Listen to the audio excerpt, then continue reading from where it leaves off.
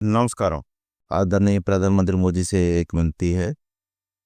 आपने बोला कि मैंने पूरी तीनों सेना को पूरी आज़ादी दे दी, जो चाहे वो कर ले।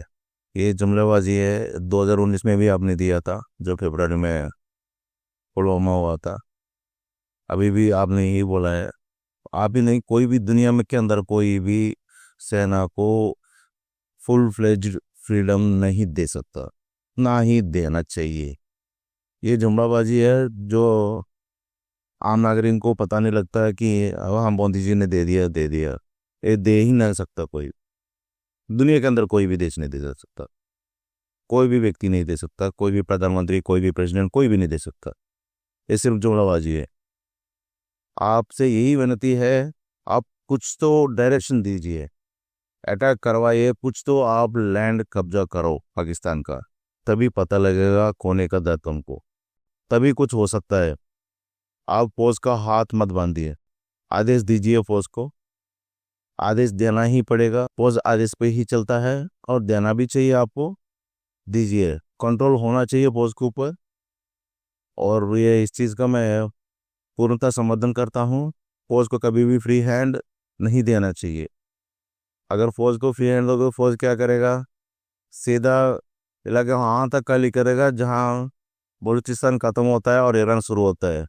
वहाँ तक का फौजी को ख़त्म करके आएगा फौज। भारतीय स्थल सेना, वायुसेना, नौसेना, सारे इतनी काबिलियत रखते हैं।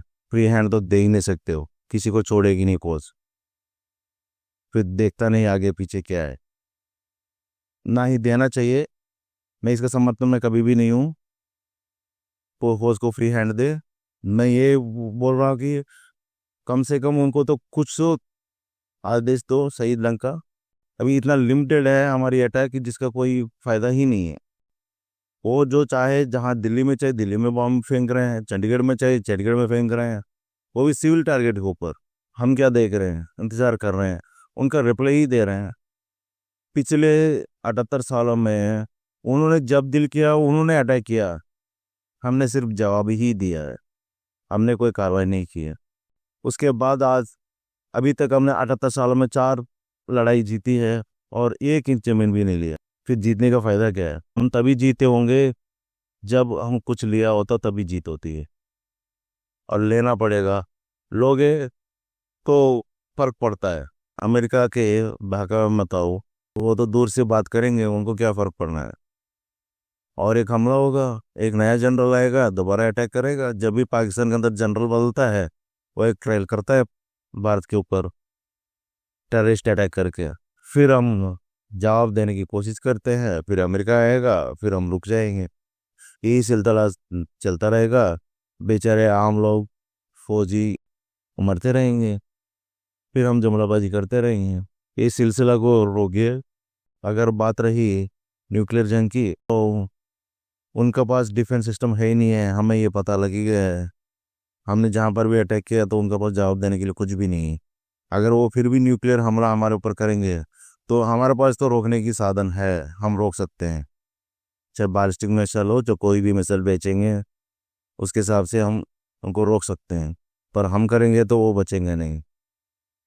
और इनको बार बार मौका मत दीजिए और ख़त्म करिए एक बार। न्यूक्लियर होगी तो होगी, होने दो। जब महाभारत में कर्ण नीचे था, तो श्री कृष्ण ने एक ही आदेश दिया, मारो अर्जुन, छोड़ो मत, मौका मत दो। मैं यही आग्रह करता हूँ मोदी जी आपसे कि छोड़ो मत।